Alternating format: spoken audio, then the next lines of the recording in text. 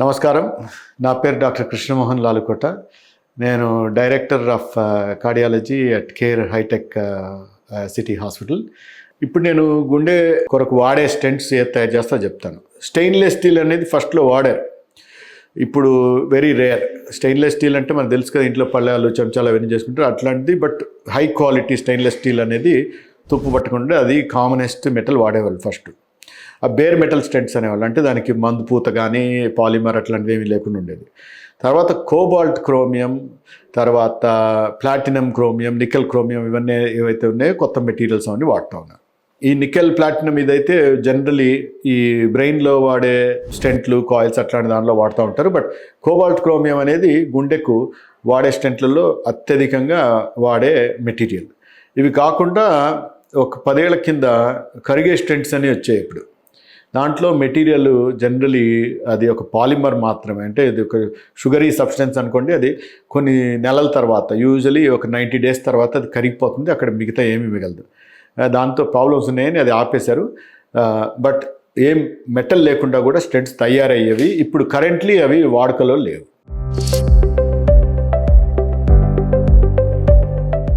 In general వచ్చే పేషెంట్లందరికీ ఒకే రకం stent అవసరం. ఇప్పుడు ఒకప్పుడు 2 రకాల స్టెంట్స్ ఉండేవి, అంటే మందుపూత ఉన్న స్టెంట్స్, మందుపూత లేని స్టెంట్స్ అనేవి ఉండేవి. అంటే ఫస్ట్ మొట్టమొదటిగా స్టార్ట్ అయింది మందుపూత లేని స్టెంట్స్, అదే బేర్ మెటల్ స్టెంట్స్ అంటారు. అంటే జస్ట్ మెటల్, స్టెయిన్లెస్ స్టీల్ కానీ తర్వాత కోబాల్ట్ క్రోమియం అట్లాంటివి స్టార్ట్ అయినాయి.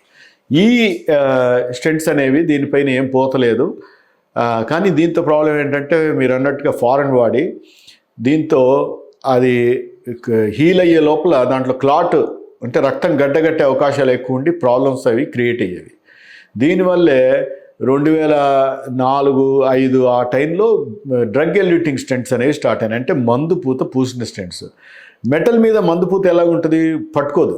కాబట్టి దాని కొరకు దానిపైన ఒక పాలిమర్ అనే, అంటే పిండి లాంటి పదార్థాన్ని దానిపైన కోటింగ్ వేస్తారు. అది స్ట్రాంగ్గా అతుక్కొని ఉంటుంది. ఆ దాంట్లోకి ఈ మందు అనేది ఇన్ఫ్యూజ్ చేస్తారు. అంటే పెయింట్ వేసినట్టు, మీరు గోడకి ఆయిల్ పెయింట్ వేస్తే ఎలా అతుక్కుంటుంది అది ఎలా అతుక్కుంటుంది. కానీ ఈ మందు అనేది కొంతకాలం తర్వాత అది కరిగిపోద్ది. మొత్తం కరిగిపోయిన తర్వాత ఈ లోపల ఈ బాడీ అనేది ఈ రక్తనాళాన్ని హీల్ చేస్తుంది. కాబట్టి ఈ 2 రకాల స్టెంట్స్ ఉంటాయి. మీరు అడిగింది ఏ రకం స్టెంట్ అని ఎలా డిసైడ్ చేస్తారంటున్నారు. దీంట్లో రకం ఏం లేదు. చాలా కంపెనీలు చాలా డిఫరెంట్ స్టెంట్స్ తయారు చేస్తున్నాయి.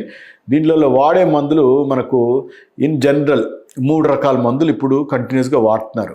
ఎప్పటి నుండి వాడుతుంది? సైరోలిమస్, ఎవరాలిమస్, తర్వాత జొటరాలిమస్ అని 3 అనేవి దీనిపైన పూత పూయాల్సిన మందులు. సో ఈ మందుల్లో కొందరికి కొంత ప్రిఫరెన్స్ ఉంటుంది. ఈ మందు అయితే నా ఎక్స్పీరియన్స్లో బాగుందని అలా వాడుతున్నారని.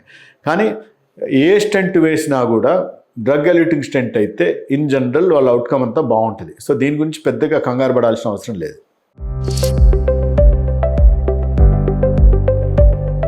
ఇప్పుడు బేర్ మెటల్ స్టెంట్ అనేది జనరల్లీ వాడుకలో లేదు. దానికి స్పెషల్ ఇండికేషన్స్, అంటే ఎవరికైతే ఈ మందులు బ్లడ్ థిన్నర్స్ ఎక్కువ వాడకూడదు అట్లాంటి వాళ్ళ కొరకని ముందు వాడేవాళ్ళం.